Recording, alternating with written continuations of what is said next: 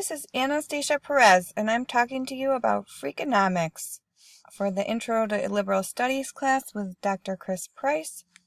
And this module is Social Sciences, and we're talking about a book written about not just economics, but the really revolutionary way that one particular economist looked at economics.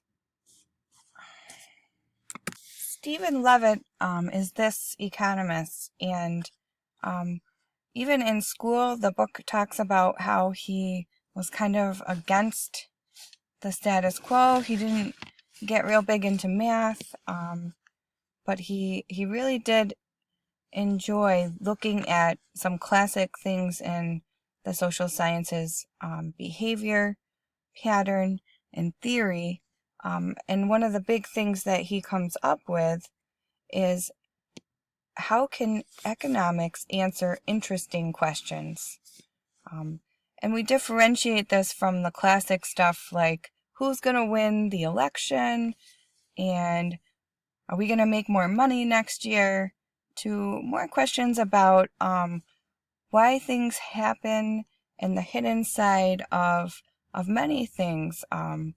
I really think that Mr. Levitt's curiosity drove many of his work, and he put in the time to find a way to find out how economics can answer interesting questions.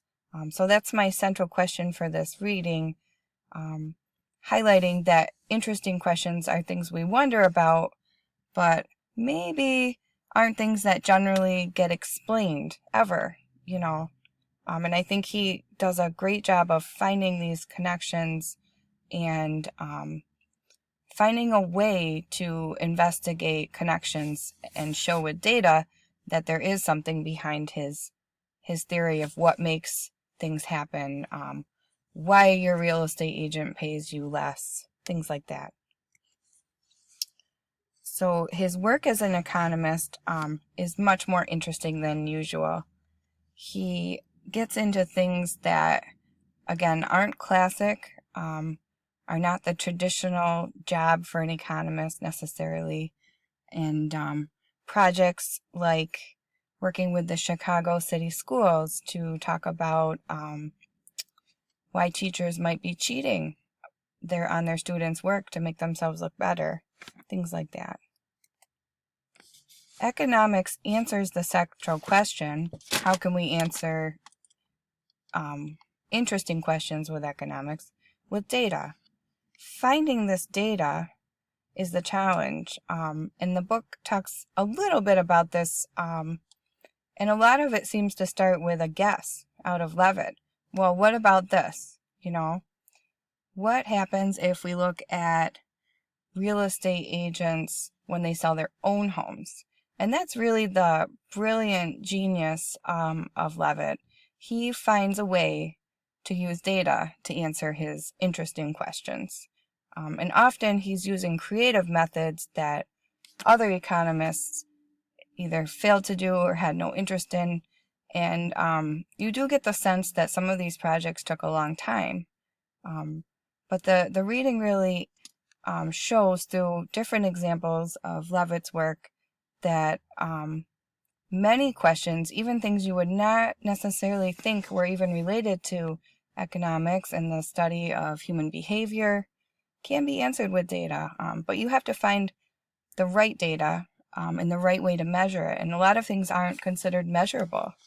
And something else I think is not to be afraid to guess, because these questions and this curiosity comes from guessing a lot of the time and finding a way to prove what might or might not be true. Now, something to take in mind here is a caveat, a little warning. Some of the stuff that Levitt proposes is not provable.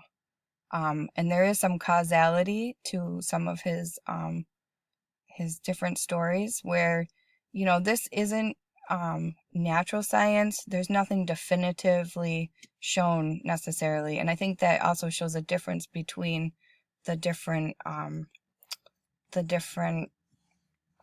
modules, the different disciplines between natural science and the social sciences. How does this relate to life? Well, surprises await. And I think that we can find things that are interesting to us to investigate using the social sciences. And use a question to start for sure, and engage with that curiosity, just like Levitt. One example of something that always intrigued me, I work with a group of physicians, and they have a meeting every Thursday morning at the hospital.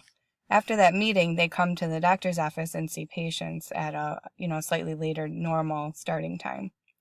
One of our doctors is always there first, and I always wondered, how does he get there first?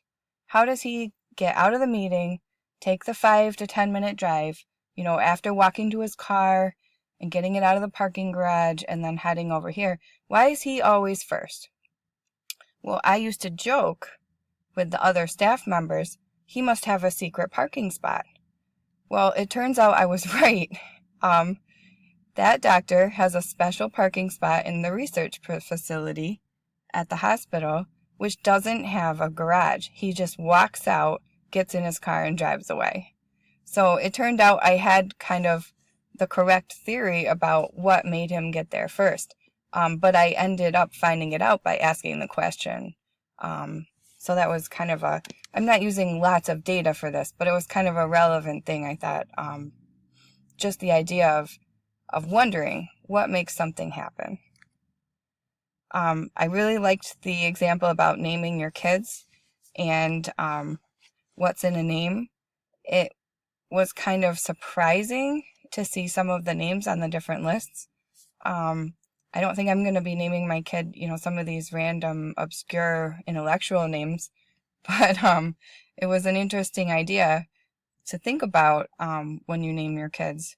What is your projection of their success? And Levitt's work with that is really fascinating, and something that we can take into account if we're planning to have kids in the future.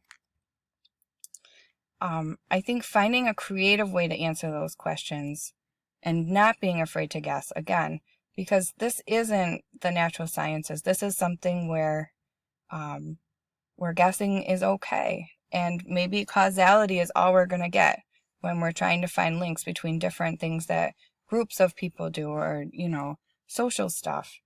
And also, don't be afraid to work the system like everything else. I think that's something we can take out of this. Real estate agents need to make money too, and there's a reason that they want to make, more money in less time. And I think many professions are that way, where you're using your knowledge and your expertise to make a living, and you know more than other people. And I don't know that that's necessarily a bad thing. It's probably going to get harder and harder to achieve exclusivity and that prestige of knowing something no one else knows, especially with the internet having so much information around. But that's something else to consider. Final thoughts. Really enjoy this questions that we have.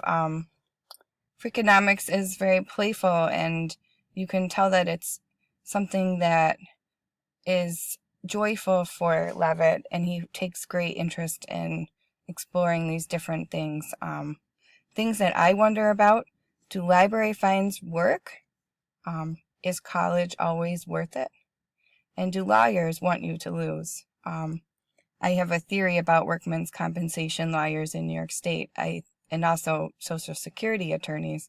I think they want you to lose your initial hearing because they'll make more money the longer you wait for your appeal.